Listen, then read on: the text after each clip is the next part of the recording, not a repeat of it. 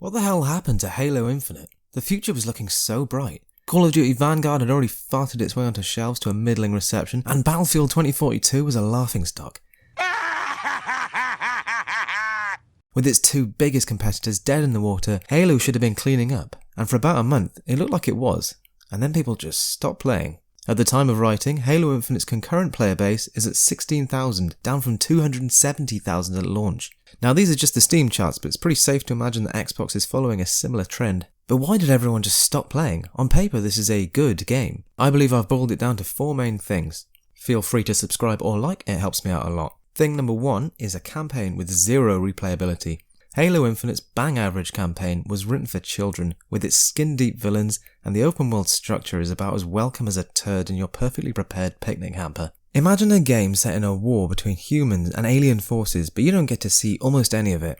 Half the time I was screaming at the TV, just begging Chief to take a peek out the window of the Pelican just so we can see something other than him talking to the weapon or the fucking pilot. I won't go on about the story too much as I already made a whole video about that, linked below, but my quickfire summary is that it's shit.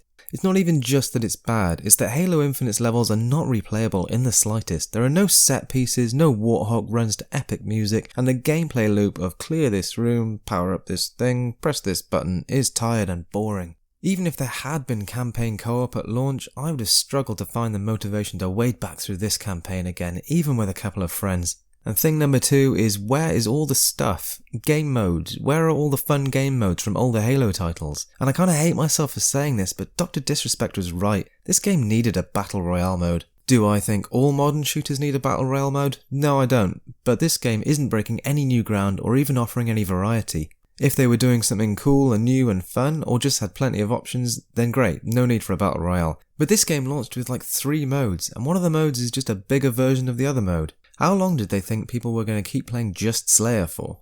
343 have this content ready to go, I'm sure of it, and they clearly intended on drip feeding it to promote events and generate revenue and cosmetic sales. I mean, I'm not a game developer, but how hard can it be to add the parameters to a standard match to make Juggernaut a thing? The leader gets speed and shield buffs, that's it. What about team doubles? It's just 2v2. Surely they just need to flick the switch. And bringing out these modes one by one as a weekly event doesn't cut the mustard either. This content was available in previous Halo games, like all of it, and they came out 20 years ago. Even if you're a younger gamer and you don't remember these days, you're probably still left feeling a little bit fucked over when the content is just so obviously held back to squeeze even more money out of you. And it's fine, I get it, they have to make money out of it, it's free to play. But if there's no one left playing your game, then you ain't gonna make diddly. Anyway, that leads us on to thing number 3, free-to-play shittiness. I think this is one of the main reasons I put the controller down after just 4 weeks of playing this new Halo. It's just this overarching, general bad feeling of being fucked about for money. You can't quite put your finger on it, but when a game contains these kind of anti-consumer practices, it just leaves a bad taste in the mouth. People used to be proud to be part of the Halo community because it was something special, something unique, and above all, something fun. In its current state, Halo is none of those things. My god, I'm so old. People have complained about the cosmetic prices and the way that's structured, but personally, I don't care about that. I have never spent real money on individual cosmetics in any game, and I never will. In fact, Halo Infinite was the first game I ever bought a battle pass for. Having said that, this video is about why everyone stopped playing, not just me, and I know there are heaps of people out there who do care about that sort of thing. It seems like Halo goes out of its way to make your Spartan look as grey and uninteresting as humanly possible until you either buy the battle pass or some individual cosmetics. Take League of Legends for example, it also charges for skins, but at least in League, your original skin looks cool and interesting and well designed. If you want to spend money on additional looks, the option is there for you, but Halo has made it so their base skin is intentionally shit to coerce people into spending. Which brings us neatly along to the people pulling the strings, 343 Industries. 343 are fantastic at listening to the community and making changes based on feedback, they really are. But they wouldn't need to do any of this if they didn't get it so colossally wrong in the first place. Imagine mixing in Slayer, one of the most popular game modes, with far less popular modes like Capture the Flag and Oddball, forcing players who just want to play Slayer to have to play these modes as well. Well, you don't have to imagine it because that's what they did. How short-sighted can you be?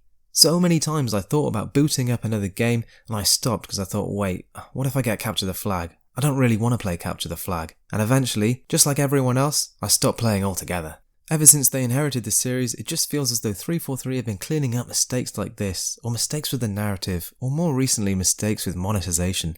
I do think some people will inevitably start playing again when new campaign DLC or multiplayer Season 2 is released, but first impressions mean a lot, and unfortunately, Halo Infinite has fallen at the first hurdle, something I think will be difficult to bounce back from. Of course, I'm not suggesting we change the plan, but you can see it, right? All I see is a problem.